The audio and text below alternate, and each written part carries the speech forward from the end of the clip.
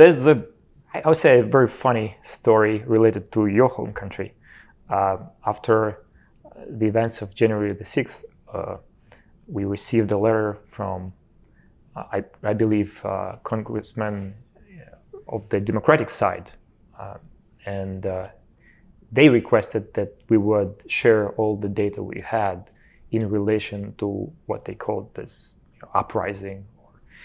And we checked it with our lawyers, and they said, you better ignore it. But the letter seemed very serious, and the letter said, if you fail to comply with this request, you will be in violation with the U.S. Constitution or something like that. So they wanted data on people who voted for the other guy in the election. Well, they wanted the data of people, who were demonstrating in Washington or wherever they were doing. You're probably right. I'm not an expert in U.S. politics. Yeah. What was funny about it is 2 weeks after that letter, we got another letter, a new letter, from the Republican side of the Congress.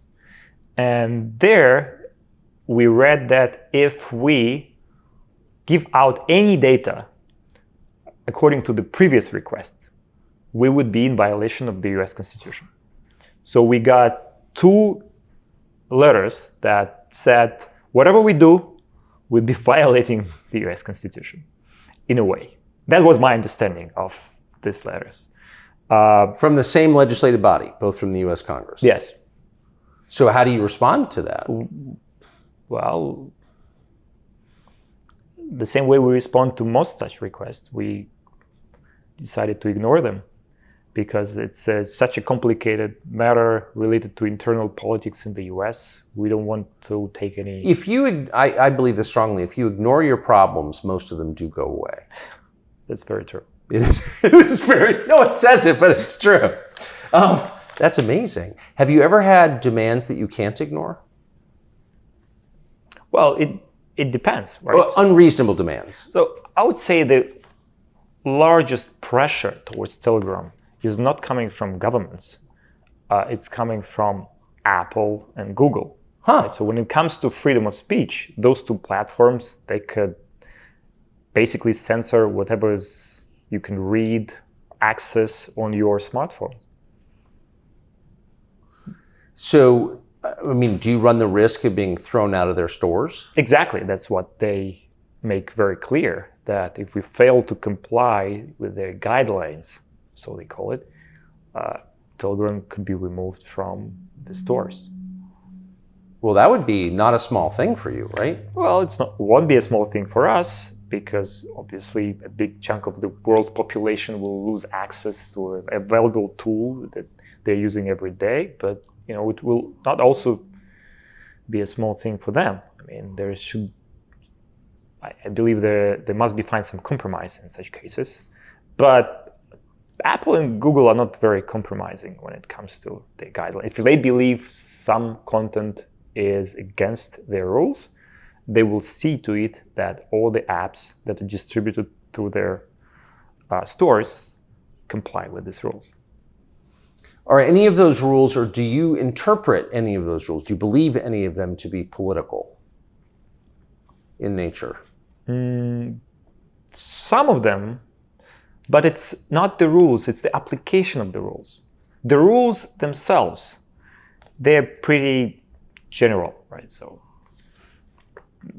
there must be no violence, discrimination, publicly available, child abuse materials. It's hard to disagree with that. Yes. But then when they start to apply those rules, sometimes we are not agreeing with their interpretation, and we try to get back to Apple or Google, whoever it is, and say, look, we think you got it wrong. We think actually this is the legitimate way of people expressing their opinions.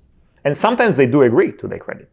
Sometimes they disagree, and we still have to take some content down, at least in the version of Telegram that are distributed through their platforms.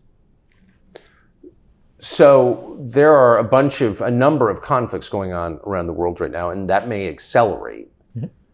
So would you expect that the number of demands and the intensity of those demands, the persistence of those demands, would increase as the wars become more intense?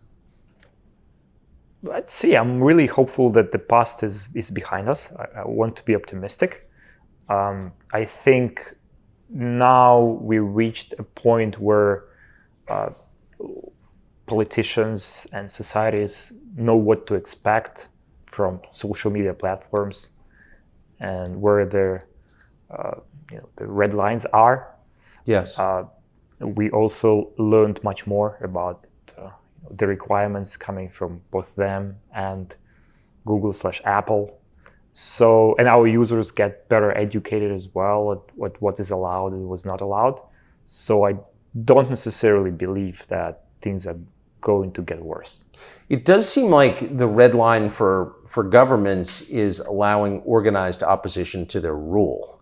That's what you saw in Russia with Navalny and the Ukraine crisis in 2014. That's what you saw from that Democratic member of Congress after January 6th, 2020. Definitely, there's a pattern here. Telegram has been used by protesters in places like Hong Kong, Yes. Belarus, Kazakhstan, even in Barcelona back in the day. Yes. So it's been a tool for the opposition to a large extent, but it doesn't really matter whether it's opposition or the ruling party that is using Telegram. For us, we apply the rules equally to all sides.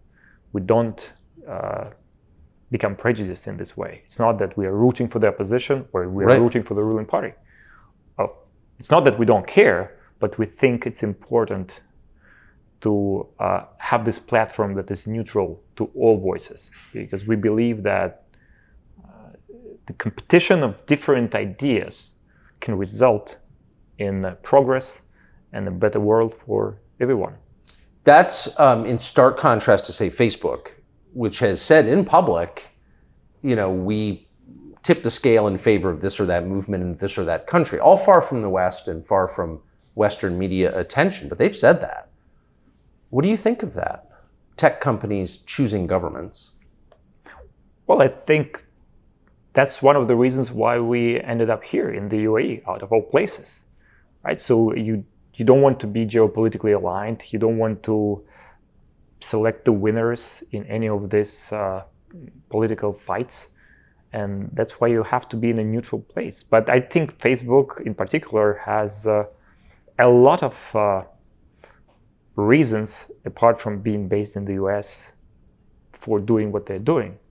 I think every app and platform plays its own role. And we believe that humanity does need a neutral platform like Telegram that will be respectful to people's privacy and freedoms. Hey, it's Tucker Carlson. The internet is crowded with interesting things that don't really matter. On TCN, we attempt to bring you interesting things that actually do matter, and a lot of them. Interviews, long form and short, videos, documentaries. You can find all of it on tuckercarlson.com, and we hope you will.